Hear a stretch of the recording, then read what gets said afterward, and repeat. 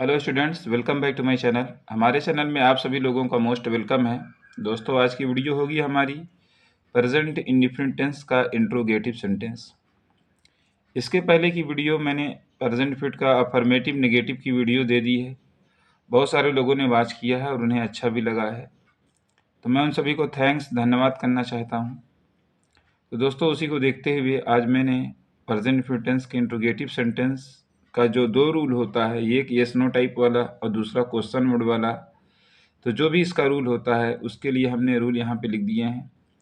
तो इसे आप देखकर अपने ट्रांसलेशन को मजबूत बना सकते हैं। तो हाँ दोस्तों, अगर आप चैनल पे पहली बार आए हैं या वीडियोस आप वॉच कर रहे हैं, देख रहे हैं, लेकिन अभी तक आपने चैनल को सब्सक्राइब नहीं किया है, तो इम्पॉर्टेंट जानकारी पाने के लिए जब भी वीडियो मैं अपलोड करूँ आप तक इसकी नोटिफिकेशन पहुँचे, इसके लिए आप चैनल को सब्सक्राइब ज़रूर कर लें, ताकि जब भी वीडियो अपलोड हो आप तक नोटिफिकेशन उसकी पहुंच जाए, आप उसे वॉच करके अपने ट्रांसलेट को स्ट्रॉन्ग बना सकें।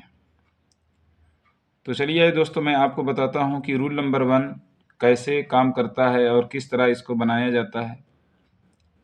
तो सबसे पहले आप ये देखें, जब कोई भी ट्रांसलेट हम करते हैं, स्पेशली प्रेजेंट डिफिनिट या इसको सिंपल प्रेजेंट भी बोला जाता है, तो अगर इसके स्टार्टिंग में क्या आया है, तो जो बच्चे न्यू इंग्लिश सीख रहे होते हैं, जो लोग नई इंग्लिश सीखते हैं, वो क्या करते हैं, उनको ये पता होता है क्या कि इंग्लिश वाट होती है, तुरंत वाट लगा देते हैं।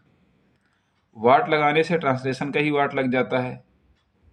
तो यहाँ समझने वाली बात यह है, मैं आपको ये बताना चाहता हूँ कि अगर किसी भी वाक्य के स्टार्टिंग में या सेंटेंस के स्टार्टिंग में शुरू में क्या आता है, तो उसकी कोई अंग्रेजी नहीं लगाई जाती, बल्कि जो उसकी हेल्पिंग वर्ब होती है, सहायक क्रिया को सब्जेक्ट से पहले रख देने पर वो लास्ट की मीनिंग को भी कवर कर लेता है और क्या की भी मीनिंग ले लेता है।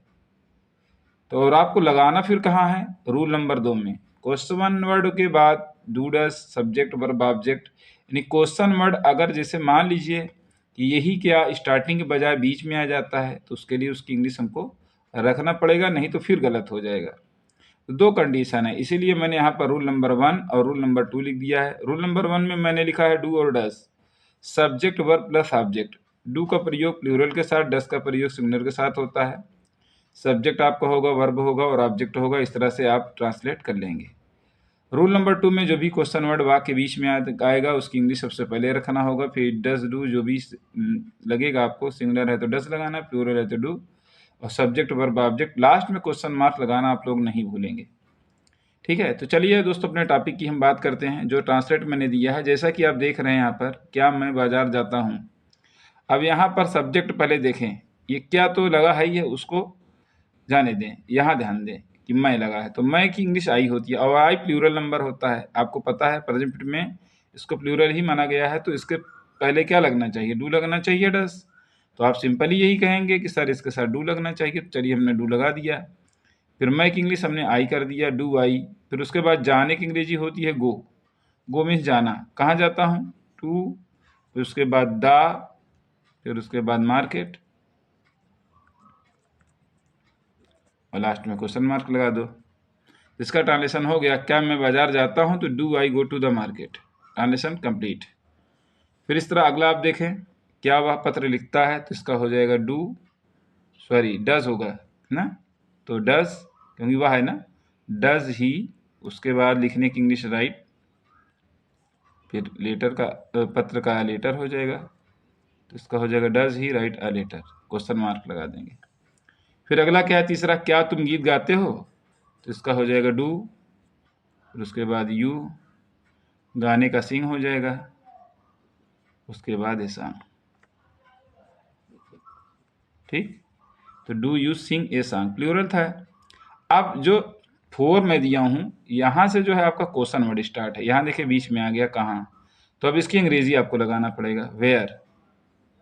वेयर आपने लगा लिया, फिर उसके बाद आप लगाएंगे डू, फिर उसके बाद यू, फिर रहना की English live, where do you live. फिर उसके बाद वह क्या करता है, तो क्या की इंग्लिश वाट लगा लीजिए। फिर उसके बाद आपको डज लगाना होगा, व्हाट डज, फिर उसके बाद इंग्लिश ही, उसके बाद do, what does he do. Rajesh गीत कब गाता है, तो व्हेन, फिर उसके बाद डज, फिर राजेश का नाम ले लीजिए, व्हेन डज राजेश, फिर उसके बाद सिंग a song, Singh a song. फिर मोहन प्रतिदिन कॉलेज क्यों जाता है, तो भाई डस, फिर मोहन,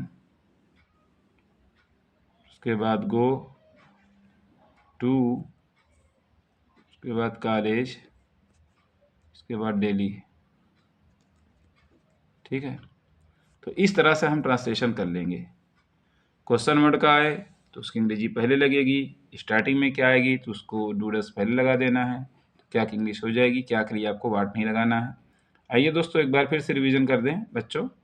क्या मैं बाजार जाता हूँ तो do I go to the market हो गया। क्या वह पत्र लिखता है तो does he write a letter. क्या तुम गीत गाते हो तो do you sing a song. तुम कहाँ रहते हो, वेयर डू यू लिव। वह क्या करता है, what does he do. Rajesh गीत कब गाता है, when does Rajesh sing a song. Mohan प्रतिदिन कॉलेज क्यों जाता है, why does Mohan go to college daily. तो दोस्तों ये रही आज की हमारी टॉपिक। मिलते हैं नेक्स्ट वीडियो में और भी अच्छी टॉपिक साथ, तब तक बने रहें आप सभी OSR गोल्डन फ्यूचर 078 के साथ। थैंक यू सो मच, मिलेंगे नेक्स्ट वीडियो में, बाय।